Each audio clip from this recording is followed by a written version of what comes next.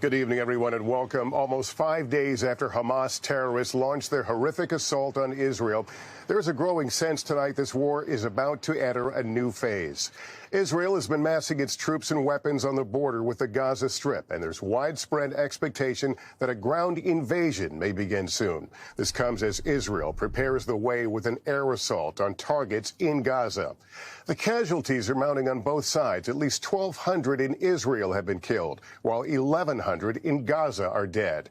And the State Department said today the number of Americans killed has risen to 22. As the probability of an Israeli ground operation grows, there's increasing concern about the fate of hostages being held by Hamas in Gaza. As many as 150 of them, including some Americans. Tonight, Secretary of State Antony Blinken is headed to the region. He echoed President Biden, saying he will tell Israel's officials that the U.S. has Israel's back.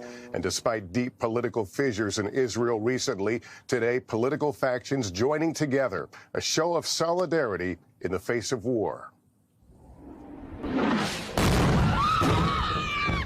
Tonight, anticipation growing in this intensifying Mideast war. Terrified Israelis taking cover as rockets fall to earth. One striking this hospital.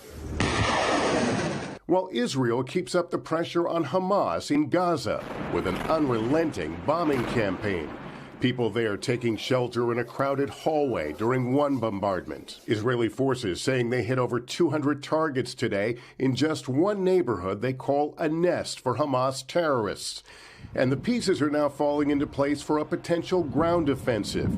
Israeli troops preparing to enter Gaza to topple Hamas leadership. While tonight at the White House, President Biden speaking to Jewish community leaders, talking about the scourge of anti-Semitism and why he took his children to see a concentration camp years ago. I wanted them to see that you could not know what was going on. And pressure growing on the president to take action on behalf of Americans who are among the estimated 150 men, women, and children kidnapped by Hamas terrorists who are threatening to execute their captives on camera. Folks, there's a lot we're doing. A lot we're doing. I have not given up hope on bringing these folks home. Tonight, the family of 17-year-old American Natalie Renan and her mother Judith fear they are among the hostages. We want the U.S. to help us find its citizens, Judith and Natalie. Saray Cohen and Tamar Levitin are Natalie's aunt and grandmother. Natalie just graduated high school in suburban Chicago. They were in touch with her as Hamas gunmen were outside their door. Were they on the phone or texting you? They were texting us because the orders were that no one should speak. They should stay quiet so the Hamas will not hear them and try to take them hostage. The last text was from Natalie at 12:18 noon on Saturday, saying that they're hearing shooting out of their apartment. We love you all, but we're okay.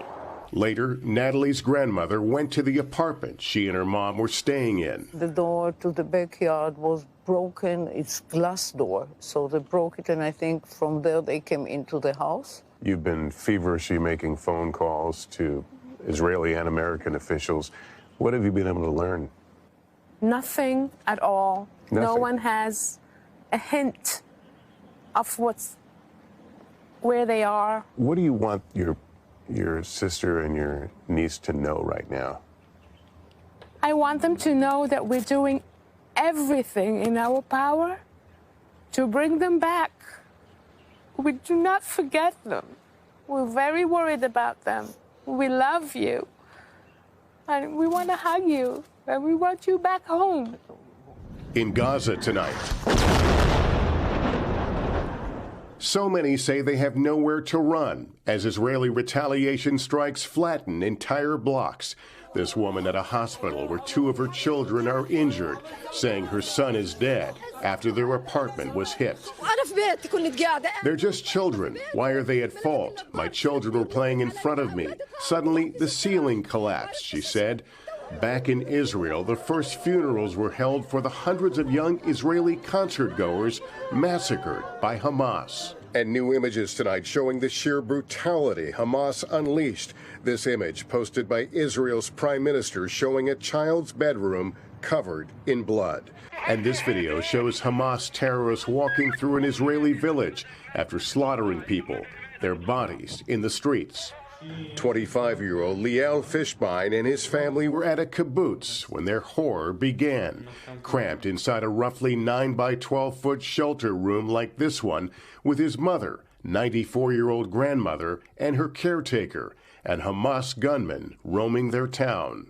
4 of you and 2 dogs in this tiny room for 22 hours. Can you tell me what that was like? I used the word, hell. Eventually, Israeli soldiers rescued them. He showed us where he was shot as they all escaped. When we walked towards the kibbutz gate, we were shot. And then I felt my hip was hurt. I dived into the ground with my mother. The soldier yelled, "Are you alive?" And I said yes. His sister had been sheltering nearby, but they have not seen her since. She is among the missing. So your belief is she was kidnapped? I feel it as her brother. I just feel it in my body. Yeah. What gives you hope that you'll see your sister again? I don't know. I'm not counting on I don't know. We don't know. Yeah, we just don't know. How are you doing as a family right now? My mother is broken. My grandmother, she's starting to realize about my sister, what's happening exactly. I'm in pain for everyone and for everything here. Thanks for watching. Stay updated about breaking news and top stories on the NBC News app or follow us on social media.